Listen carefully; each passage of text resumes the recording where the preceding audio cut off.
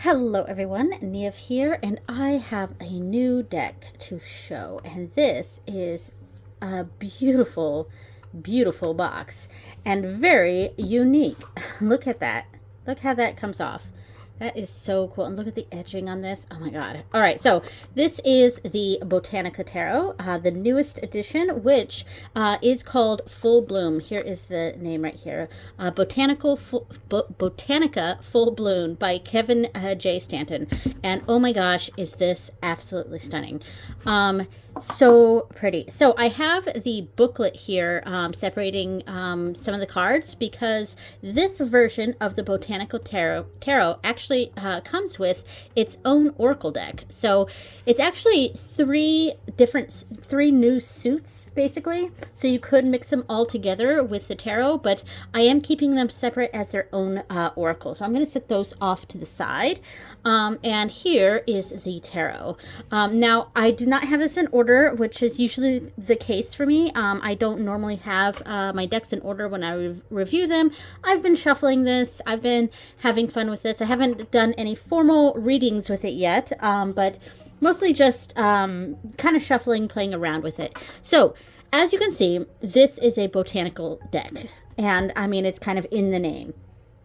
Okay, so I've just split this into three piles, and we will flip through from there. So as you can see, this is flower themed, and kind of just plant theme in general. And it is they're very beautiful. Now I will say, you know, some of the images do give an indication of what's on the card, but some, you know, what the meaning is, what it could mean. But I would say that a lot of this does very much feel like vibes. Obviously, with this one, there's something different going on. We've got this is the two of coins, so the two of coins there, and this is how it is numbered. They have just a symbol, like, so this one here, it's got a triple moon at the top. Is this the High Priestess or perhaps the Empress? Hold on. So yes, that is the High Priestess here. That's what I assumed based on that symbol. So the major arcana is a little bit difficult because they're represented by just a symbol. So you do have to kind of remember what the symbols mean. I don't think that's too difficult because some of them make total sense. Like this is the wheel, so of course that makes sense, and justice is scales. So a lot of these do make sense, but some of them are maybe not as intuitive. So that is... so it does take some getting used to, is what I'm trying to say. The inverted pentagram is for the devil. So a lot of this does make sense. And here is a booklet, by the way. It's just a little white book. And see, look at the sections real quick. So the cards, significators, shuffling, and it shuffles nicely, which we will show at the end here. Meditation, 10 cards read. That's the typical Celtic cross there. Then a 3-card spread, and then it starts getting into the cards. And this is about how much we get for each of the cards, about a little paragraph and some keywords, upright and verse. And then the last section after coins, we have the full bloom section. So this is the extra deck here. This is right here, and I did just put these ones in order, so they will be in order when we go through them. But yeah, so there's 3 different suits in here, and they're made up of 11 cards, so it's 33 cards total in the extra deck here. As you can see, there are some cards that are maybe not as intuitive, but the book does describe what's going on, why this image was chosen for this card, etc. Here we have the Page of Cups. Very pretty. I love the strawberries. So I think this is a gorgeous deck. And yes, I don't think it's a deck for beginners. It's definitely not a deck for beginners. I mean, any deck could be for beginners, honestly. But what I mean by that is that I feel like there's a certain amount of understanding that I feel is necessary to already have when you have a deck like this. I won't say it necessarily goes its own way, but it kind of does. It seems to be pretty typical. Is it typical RWS? Let's see. Strength is, oh, it doesn't say the numbers. So yeah, that's right. The major arcana doesn't have numbers, so it could you can interpret it how you want there. Yeah. So I don't know the exact system that's was intended for this deck. I would have to read through the book a little bit, I think. And here we have the Seven of Wands. Yes, the Seven of Wands. And here it does sort of mimic the RWS card there, where one person or one figure is fending off or defending against essentially like an army or a group of people here. Perhaps I'll put the traditional imagery on the screen so we can kind of see the difference and see what we're looking at here. This makes complete sense for the sun, the sunflower. Yeah, so this deck is just gorgeous. And, you know, as I was saying, it's not, you know, not so conducive for the beginner, but, you know, if you're pretty well versed on tarot for the most part, I don't think you would have too much trouble with this. And I think this deck just feels magical to me.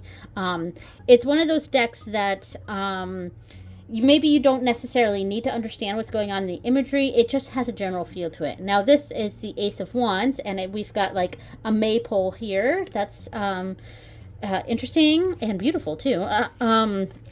Yeah. I just like the way these cards look together. Laying them next to each other, this deck just feels magical to me. Oh, look, here we have the Three of Swords. And this is perhaps a certain type of plant here. Let's look up the Three of Swords. Three of Swords. The plant here is the Bleeding Heart. That makes sense. Now, the Three of Swords, I kind of interpret as an imbalance between heart and mind. A lot of people call it like the heartbreak card because typical imagery is a heart with three swords in it. But for me, because swords are the suit of the mind, and there's kind of an imbalance here with three, the number three. So to me, the Three of Swords represents an imbalance between heart and mind, between what you want versus what you need. Wants and needs clashing, or realities clashing, things like that. There's a difference between the heart and the mind, and that's where the disruption is. Yeah, but I think this is gorgeous. Let's see. And, you know, laying this deck out and seeing how it looks next to each other, seeing how it kind of looks next to some other decks. I've only tested one other deck with this, and it was actually the previous video. I first recorded that video, the Moonlit Tarot, and because I got both of these decks in around the same time, you know, they're kind of grouped a little bit. Now, I didn't mention this deck in my walkthrough video of the Moonlit Tarot, and that was only because I was also doing a separate video for the Botanica. So I am going to bring Moonlit Tarot into this one, and we can see how it pairs. I think it pairs nicely. But this is really pretty. This three of coins here. What plant is this? I want to look this up. Three of coins. Coins right here. Okay, this is the saffron crocus. Ooh, okay. So the divinatory meaning is honing one's skill to master a craft, a material increase, trade, and commerce. And the reverse keywords are lack of focus, stagnation, inertia, ennui. And then right here it says saffron is the filament from crocus and is the world's most expensive spice by weight. It continues to be prized across the globe for its flavor and its color as a dye. The Persians took a special interest in the purple flower and cultivated it into what is still used today. Sorry, which is why the coins on this card are Persian darts. So, like, great write-ups in the book. And this is, like, honestly, all I really want when it comes to a guidebook. I don't need a whole bunch of in-depth information about each card. If it's a specialty theme like this, I want to know what's on the card and why it was chosen, and just have a few keywords. To me, that's all I need with with a little guidebook. I just need the information on what's on the card. If it's a specialty deck like this, knowing what these flowers are, etc., and a few keywords. Cool. So this is the 10 of Wands. Okay. Yep. So, like, I think it does a pretty good job, sort of showing what the meanings are to an extent, while not having it, like, so in your face. But yes, I will say that I think in order to utilize a deck like this, you need to either already know, at least have some background in tarot, or have a very, very, very fine-tuned, sense of intuition. So like a strong intuitive sense. Yeah. And, it helps to have the guidebook that talks about what's on each of the cards. I think that really helps. There are some themed decks that I have that, the guidebook is very generic, and I would like to know why they chose the imagery that they chose. But, because it's kind of, something like this is like a happy medium, because when there's either no guidebook and it's a theme deck, I feel like I'm missing out on knowing what's on the deck. Like my Sailor Moon deck, the Moon Crystal Tarot. I don't know every single character, so it would just be nice to have a guidebook that just tells me what the character is on each of the cards. But at the same time, when decks get too wordy, like the guidebooks, like I really don't even read it. And to me, it just kind of gets muddied up in my brain. And I want that kind of happy medium where I just know what's on there, but I don't get too much. These are so beautiful. Wow, that's cool.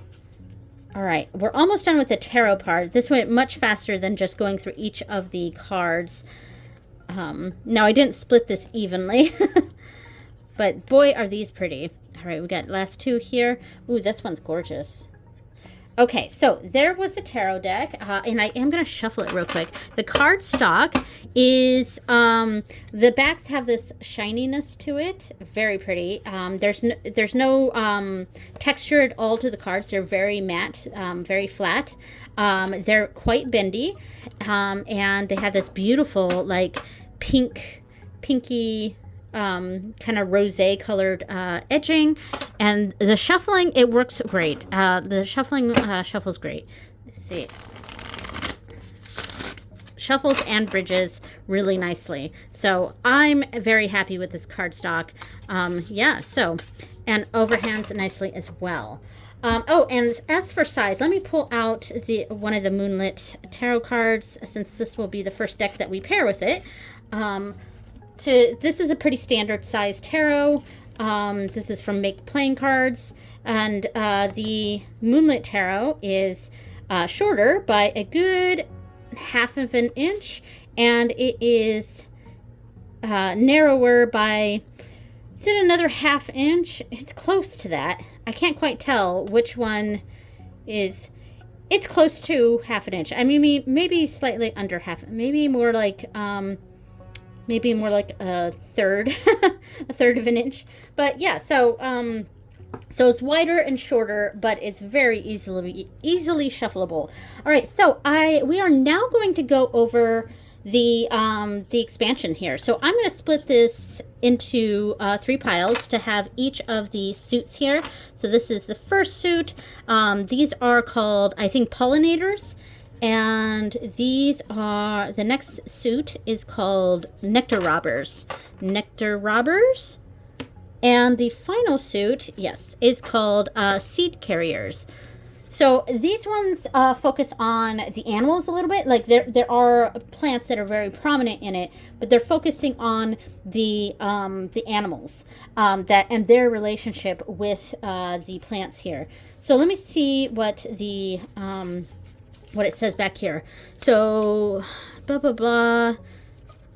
All right. So pollinators are sorry about that. I had to clear my throat. Pollinators are the suit of symbiotic relationships of all parties involved, largely benefiting together in some way. So these benefit each other. The flowers benefit the animals, and the animals benefit the flowers. Yeah. So, like, for example, the first one here, this is the ghost pipe and rusty patch bumblebee and the ghost pipe. All right, so divinatory meaning: do not be deceived by appearances. What at first appears weak may hide strength. And the reversed meaning is dependence can cause fragility. Be careful where one puts all of one's roots. And then the information right here, I'm not going to do this for all of them. I'm just kind of, perhaps I'll do the first one for each, and then we can look at the rest. All right, so Monotropia uniflora looks like fungus, but is a ghostly chlorophylless flower growing in North American forests. In fact, we had some of those grow in our yard a few years ago, and I'd never seen them before, and they were magical looking. Like, oh my gosh. And I was like, is this some sort of fungus? Is this, like, I thought it was perhaps a mushroom, because this image makes it look much more flowery, and it has more color to it, but they're like ghostly white. They're almost translucent. There is a little bit of color to them, but and they're so spooky looking. It was like fairy flowers, you know. They were gorgeous. All right, so they are pollinated by Bombus affinis, attracting bumblebees with nectar, which they drink, and pollen, which the bees carry back to their hives for food. So, very cool. And let me go ahead and read the first one on this one. So this is the nectar robbers. So the first one here is, let me turn it this way so we can see. This is the a butylon pictum, cinereus conebill, and black flower piercer. And black flower, there's a lot to that. All right, so the divinatory meaning is consider the path of least resistance. Why make it harder if the reward is the same? And by the way, the nectar robbers, these are, nectar robbers is the suit of one party taking advantage of the other, and of the other taking steps to defend itself. So this one is symbiotic. They're helping each other. This one is on the offense and one is on the defense. All right, so the reverse meaning is beware opportunists who might take advantage of one's efforts. So a butylon pictum is pollinated in exchange for nectar, but not all species go that way. The black flower piercer only drinks the nectar through the corolla, and then the cinereus conebill comes along to drink through the already pierced flower. Ooh, okay, so these two types of birds kind of come together to take advantage of this flower. So interesting.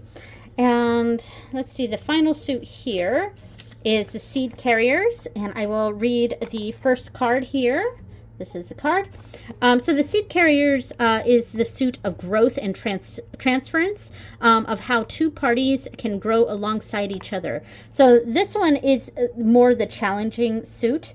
This one's very balanced, very give and take. And then this one is kind of a growing together. Interesting.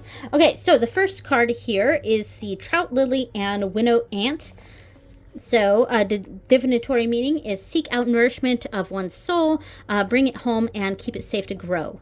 Reverse meaning is something one finds beneficial may be beneficial for someone else's selfish needs too. So trout lilies and winnow ants are an example of, this is a word, okay, myrmecockery.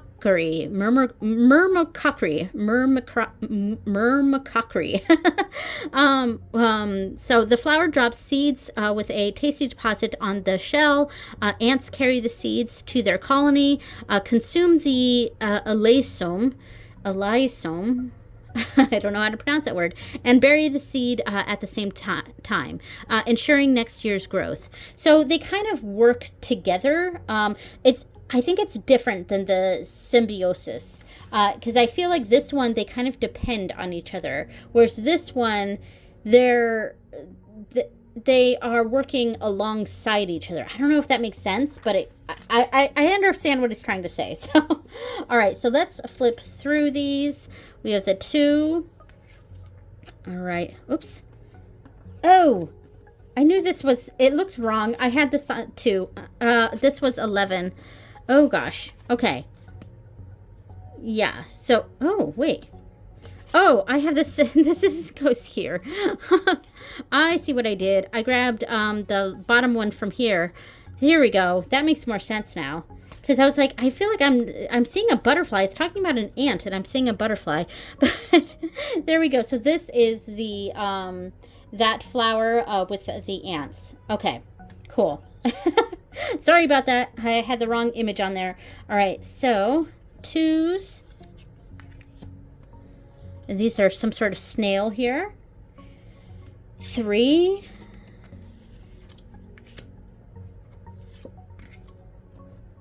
Let's see. 4. Ooh, I love all of the 5s. Cool. I really love the 5s. All 3 of these are really beautiful. Okay, so 5. Oh my gosh, look at this one. It's some sort of cactus, I'm guessing. It's beautiful. I love this. Yeah, the art on this is just absolutely stunning. 7. 8. Hold on, let me fix that. 8.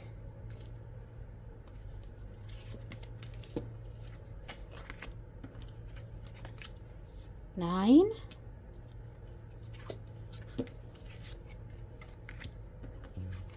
10. Beautiful. And finally 11. And we saw that one already because I accidentally mixed it in. There we go. Cool. All right. So those were all of the oracles, the oracle cards here. So, and this part here, can I shuffle it with as little as is here? Let's see, this is a 33 card little oracle here. Oh yeah, I wouldn't bridge it. I would think I would break it. I would bend the cards if I tried to bridge that. But I mean, it's a 33 card deck, so not too bad. All right, so I am going to put this off to the side though. We might utilize it for some of the tarot decks that I have to pair with this. Okay, so as mentioned, I'm going to start off with the Moonlit Tarot, which is also a brand new deck for me. The video right before this was the walkthrough of this deck. Because I got these 2 decks in around the same time, naturally I was pairing them a little bit and doing a few spreads here and there. And I think this is a very, very lovely combination. And I did take a picture of the reading that I did. Maybe I'll put that up on screen if I think about it during editing. But I think these go just beautifully. We got, ooh, I love that 8 of coins. Let's see. see, we got 7 of Wands. Ooh, 3 cups. Okay. Yeah, I think this looks just fabulous. And I kind of like this little layout here. Hopefully I'm not too out of frame here. Let me move things up a little bit. Yeah, I think this is gorgeous. There we go. There we go. Ooh, wow.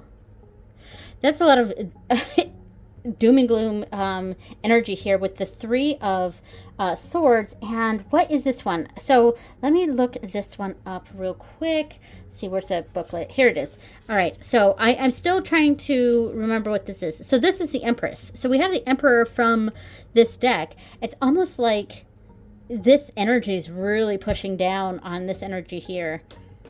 And there's a heartbrokenness, or a disappointment rather, with what's happening up here. Interesting. Yeah, okay. Just gonna do one more here and lay out a few more. So, ooh, I love that star card. Oh, and I love this Queen of Cups, the Morticia. And then we have the 2 of Swords there. Look at this.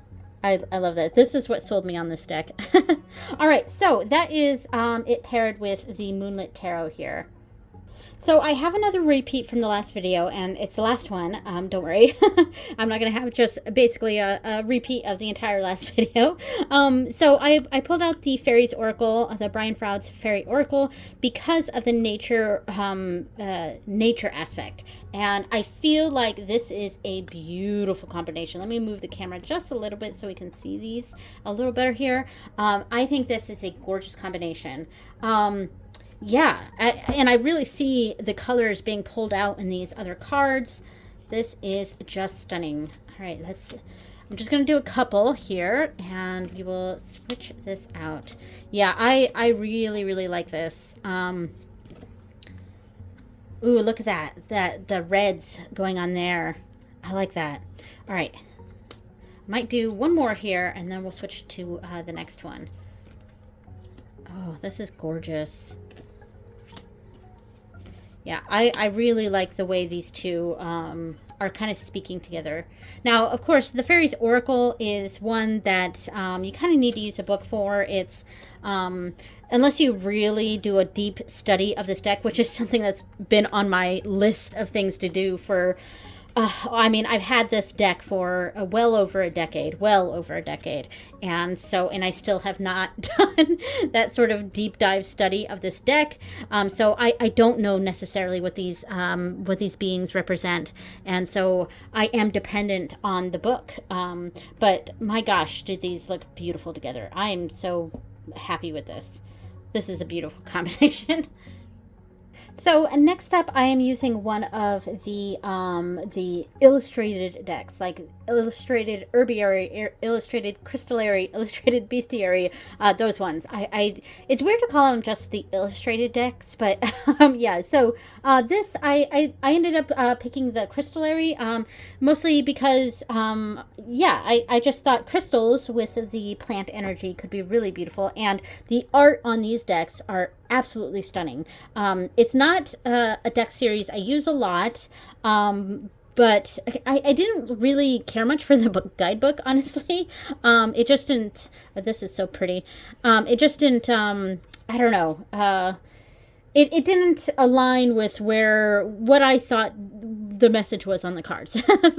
And plus, since the messages are right here on the cards, I just kind of felt like I didn't need the guidebook. But it's a deck series that I haven't used a lot because I'm not quite sure how I want to use them.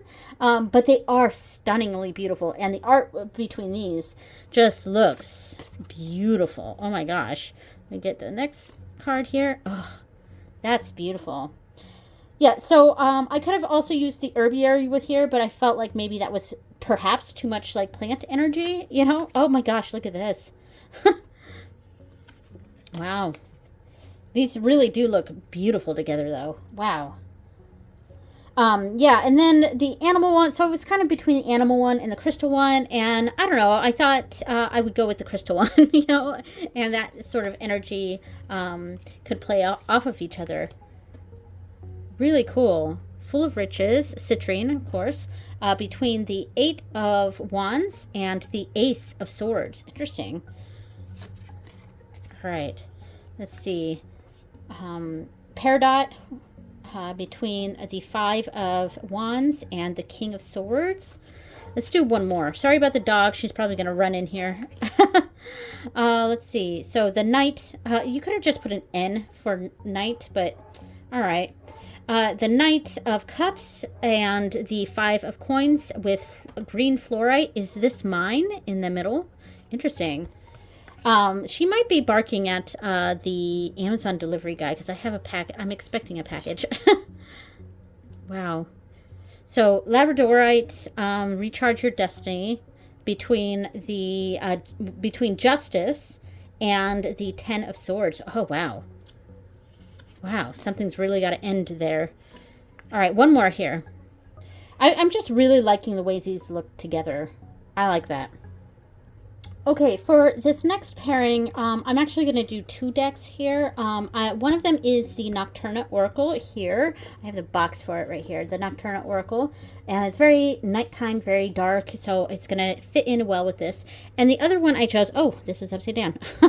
And the other one I chose was the Hedge Witch's Oracle. And this is quite the opposite. It's very white, but it's got, you know, that flowery sort of imagery. So I paired the 3 of these together to kind of have a light, a dark, and a bridge between them, perhaps, or the center tarot card is the energy, and this is the positives and negatives, or the light and the dark of it. I don't know. I you know, they felt like it had similar energy, so I thought maybe I would try these together.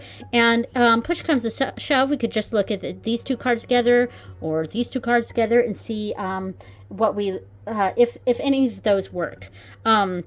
Now, what I like about this with this one here is the contrast.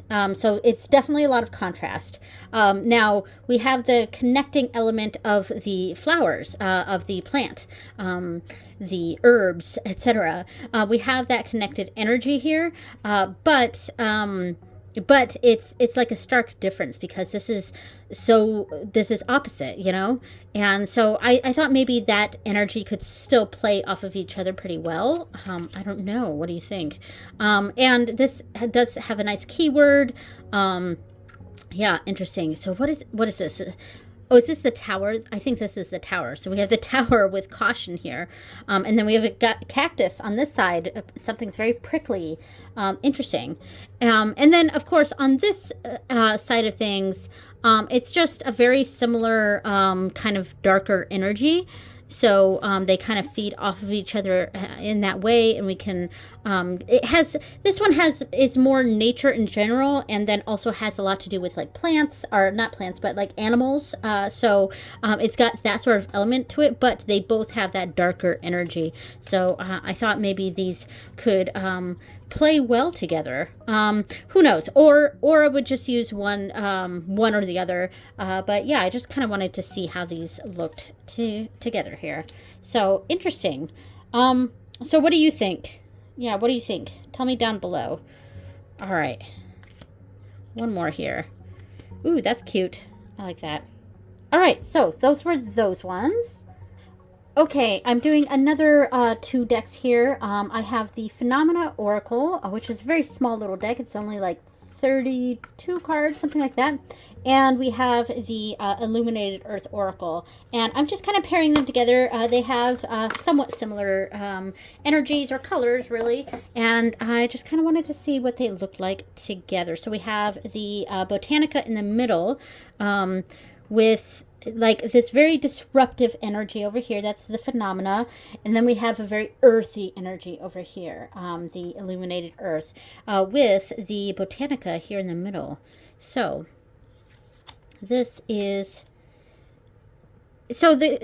I'm looking at the combination of the 3 of them together, as well as the combination just going like this and like this. And I think this could work pretty nicely. Ooh, look at that. it's almost like it's a honeycomb, and it's productivity. And we have the 3 of Wands here, okay, and then rain. Okay, so starting off with the rain, something's flooding. Okay, so this is something that's really flooding. It's overtaking everything, and it requires a team effort to rebuild and to work together. So yeah, I mean that worked pretty nicely. Snow, okay. Snow, the Queen of Coins, and evolution. Interesting. Okay, these ones are looking really nice together here. I like that. What we're seeing there. And tornado with this is the 9 of Cups, and we have retreat. Ooh, okay. So sort of chaos going on right now, and 9 of Cups needing like that. Oh, sorry, I could hear my kid talking in the other room, and it disrupted my thought process here. So like the 9 of Cups. Oh, okay, the 9 of Cups. I think of that as.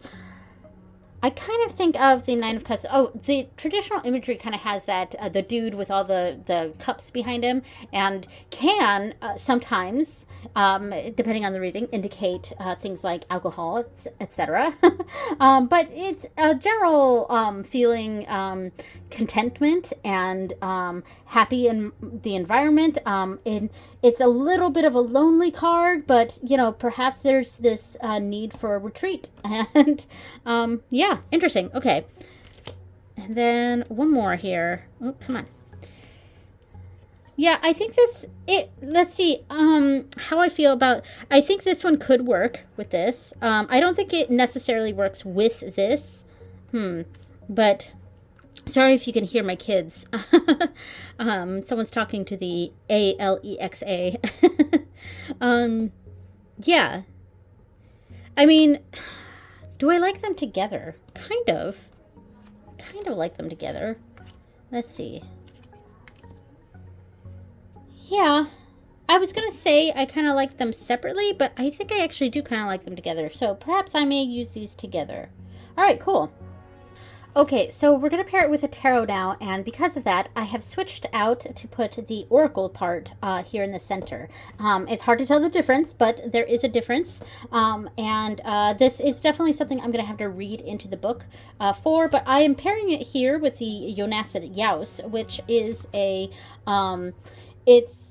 it's kind of an herbal deck, but it's a Marseille tarot, and it's got that herbal floral vibe to it. And I have the 5th edition, which is the latest edition that just came out is a same colorway. It's like this green colorway, but which I love the green, and it's got a little bit of purple in it too. And I had a gorgeous bag for this, but it was too large, so I broke it apart, and I just haven't put it back together yet to make it small enough to actually fit the deck, but because I made it too large. But I think this looks stunning together.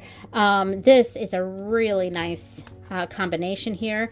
But yeah, so anyway, the newest edition I think has the same sort of colorway, this green colorway, but it's that long skinny kind. Sorry, I'm adjusting camera. It's the long skinny cards. But I do really like this version. I haven't used it a lot because I'm not very familiar with Marseille. I'm going to take off a chunk here. There we go. But boy, does this look lovely together. And I think it is very much got the same vibes here. That I think these are like a match made in heaven, I think. And I may utilize this combination in the future here. Yeah, like I'm really enjoying this. Oh, beautiful.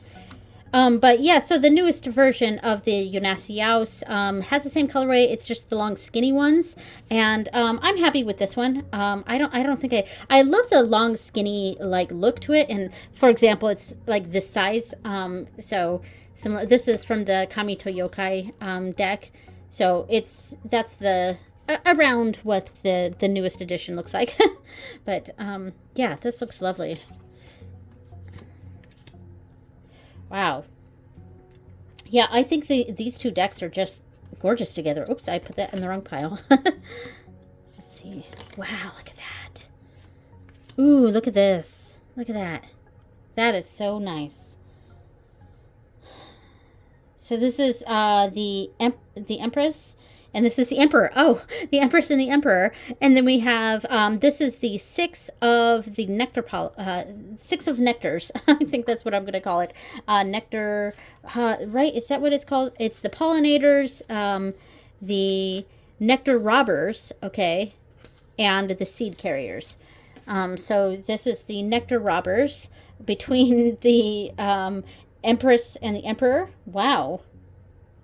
That's actually kind of cool. All right, one more here. Cool. I really love this combination. I think this was a winner. So the last combination is the Oracle here with the Midnight Magic Tarot, and this is the Tarot deck of mushrooms. Now, so this deck is gorgeous, and it was one of the first decks I was thinking of with what this might pair with, and yeah, and I think it does look very cool.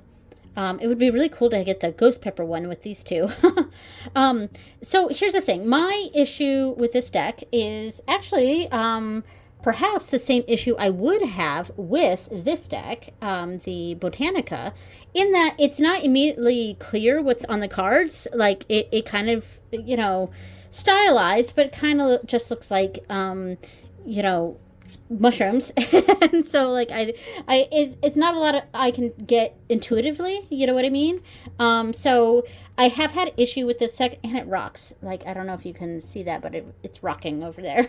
And I kind of hate the backs. I really dislike the backs, and I think it's partially what's clouding me from using this deck. I really dislike these backs. They're not, yeah. You know, this deck is so colorful that I just feel like this should, I don't know, be different. Yeah, anyway. But I feel like this deck is doing what this deck sort of intended. And more so, I'm talking about the tarot, not the oracle part, because the oracle, these are 3 brand new suits, so they, you know, they have their own meanings.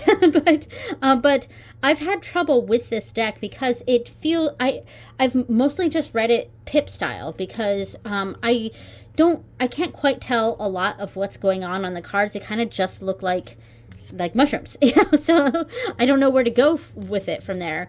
But I think the Botanica Tarot deck just does a little bit better of a job. I don't know, at least for me. So I do like this one. It's just, and I think some of it's the production. Yeah, because this is a mass market deck. There's limitations there to make it affordable, of course. I don't love the cardstock here. Ooh, like that one. Let's see. Love that. This is probably one of my favorite cards in this deck, though, actually. But yeah, because the cardstock on this is not the best, there's just a different feel when handling the deck that I feel like this deck, the Botanica, kind of does better, and that is because it is it's an independent deck. They can charge more, and you know, all of that. So there's a reason, you know. But yeah, I appreciate this deck, and it does look very lovely with the Botanica here. Perhaps it may get new life in my collection here. I mean, some of the cards do a pretty good job showing the meaning of the cards on there. Like this 2 of Cups is pretty good, and this 3 of Pentacles. I mean, we have 3 pentacles down here, or 3 coins, so it does work. Yeah. Ooh, nice. All right, cool. So that was it for this. All right, so putting this away here, and this is how I'm storing it. The box for this is super cool. It's not like, it's really neat. Yeah, and it's magnetic, so that's neat. Yeah, it's very cool. And you know, to separate out the oracle, I just put the booklet right here in between. And of course, you can shuffle them all together and have them all as one deck. So my favorites. Let's see. I really liked the Yonasi Yaos. I think that one paired beautifully. Let's see. I really liked the Moonlit Tarot. I thought that paired really nicely too. What other combinations? I really loved the Fairies Oracle. I thought that was fantastic. And let's see, what's the fourth one that... Because I'm trying to come up with four so that I can... do my pick a card, well, not pick a card, but the deck pairing things on Instagrams and TikTok. So I've been doing this thing this year, and it's one post a month, and I pick a deck, and this month for April will be the Botanica Tarot, and I pair it with about four. Well, I usually pair it with five, but Instagram only allows 4 options for the pull, so I try to keep it to 4. Let's see. So I want to decide which 4 I'm going to have this paired with that we can choose on my Instagram.